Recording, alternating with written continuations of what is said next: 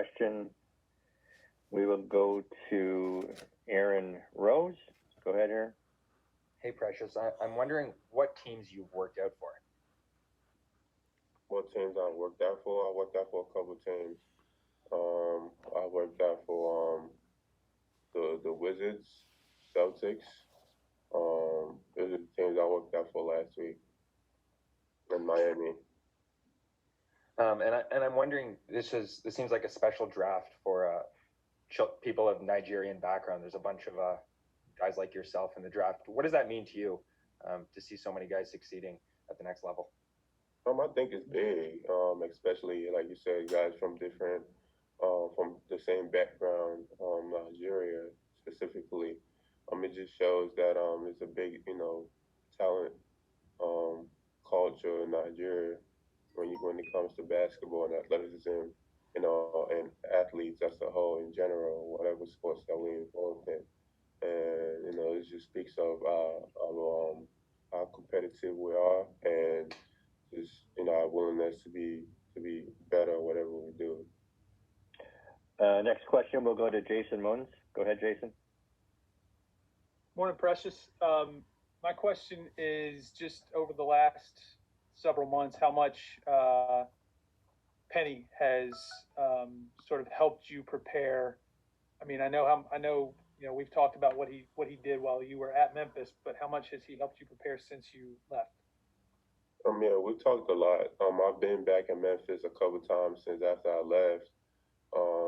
Every time I've been back there, or even whenever I'm back in New York, we talk a lot. Talk about just the next level, the next how to be prepared. He helped prepare me a lot of times. What to say and stuff like that. He's been such a big help for me. This whole process. Appreciate it. Thank you. Next question will go to Mark Medina. Go ahead, Mark. Hey, Mark Medina here, USA Today. Thanks for doing this. What have been your most interesting experiences during this whole pre-draft process, given how unique it's been with the setup because of the pandemic? Just my most interesting experience probably being the time management. We have a lot of time in our hands through this whole process, and just being able to manage that time wisely, have a routine and stick to it, and know, that you're gonna be doing it for a while. But just that mental focus, that mental toughness to keep doing the same routine, for a long time, and just looking forward to the day that it's eventually gonna pay off. We'll go to Fred Katz. Go ahead, Fred. Hey, Precious. I'm just curious. You're very versatile defensively, switchy, guard a lot of positions, all that kind of stuff. What is your process in studying on defense, preparing for defense, studying other personnel, all that kind of stuff?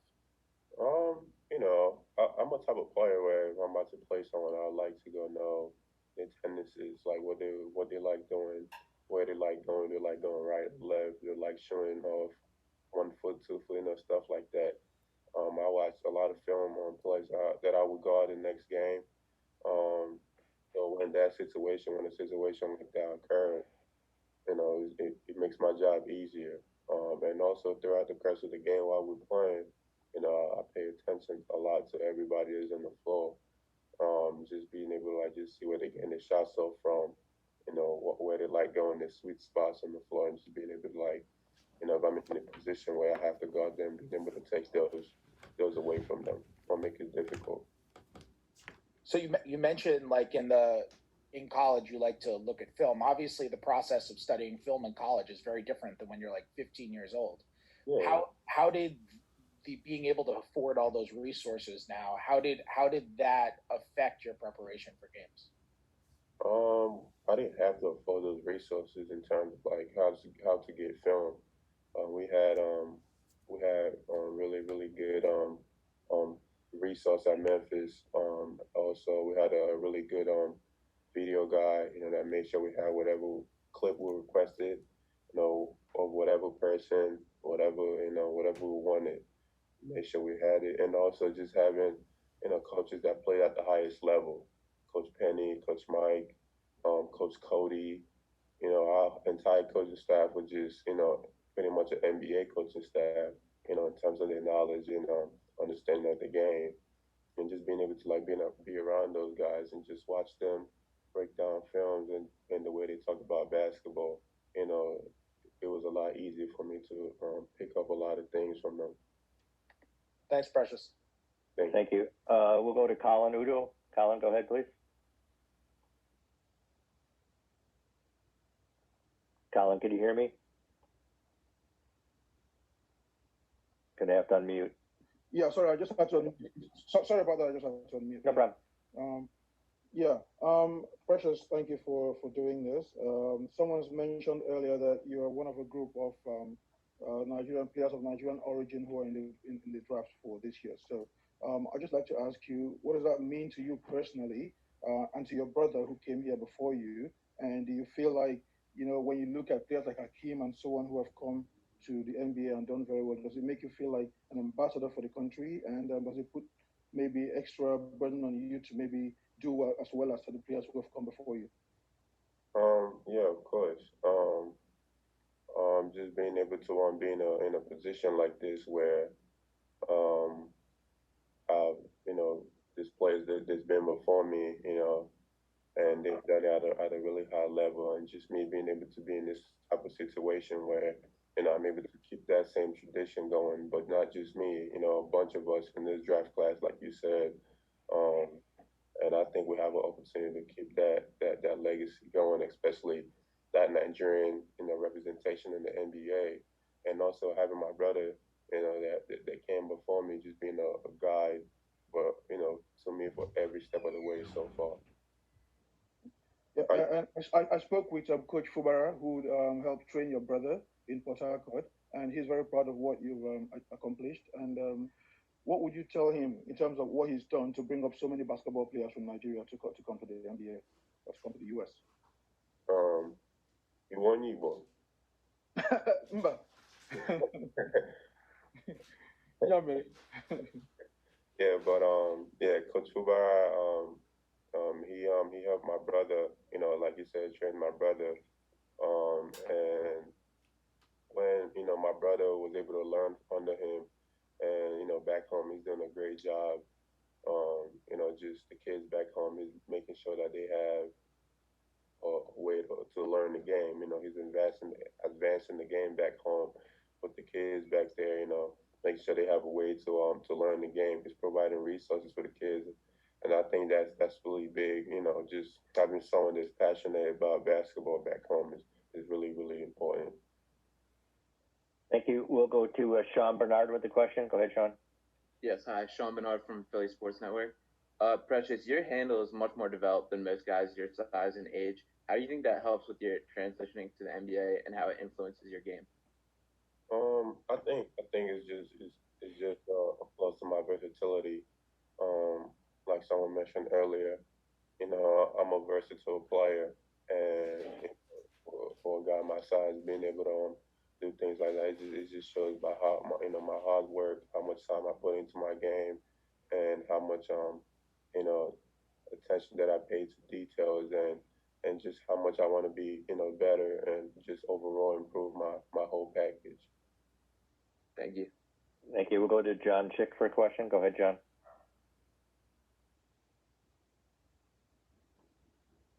Still there, John? All right, I guess not. So we will go to Rylan Stiles. Go ahead, Rylan.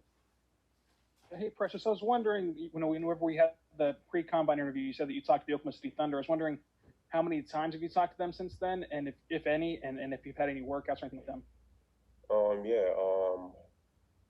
I've spoken to a lot of teams through this whole process, and I've had last and this week I've been having my workouts. I had Washington, I had Boston, I had Miami so far. Thank you.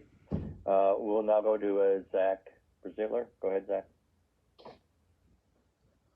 Precious, I mean, you thought at all about your journey? You come here in the 8th grade, and now here you are in the, ready to get drafted. I mean, was this something when you came over to America that you thought or dreamed about happening, and kind of what's the journey been like?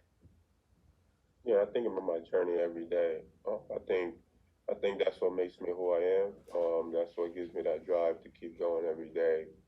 Just looking back at where I'm from, the things I've been able to accomplish up to this point. That's what fuels me every day to keep going.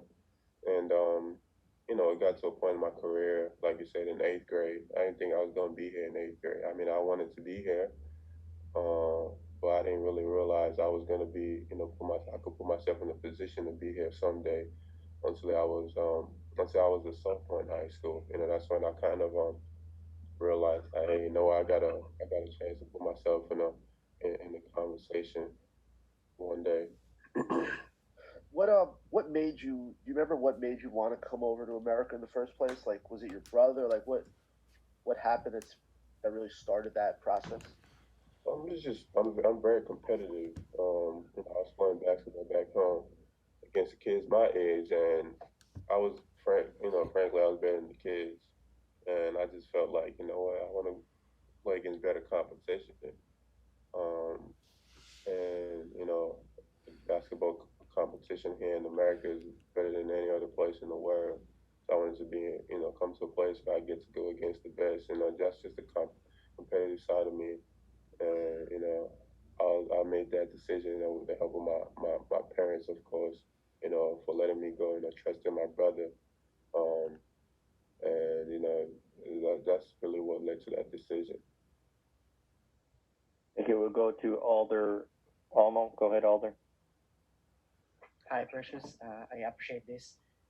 Can can you take us inside on how Coach Penny coached you in Memphis and what did he bring to your game? Yeah, of course. Coach Penny, he let us play a lot. He was a very versatile player. He let us be versatile also, especially guys like me, DJ Jeffries, Lance Thomas, just really every player on the team. He let us be versatile, be able to, showcase everything in our game. And I think that was what helped us to really learn the game a lot faster, and gain better understanding of the game. All right. Let's go to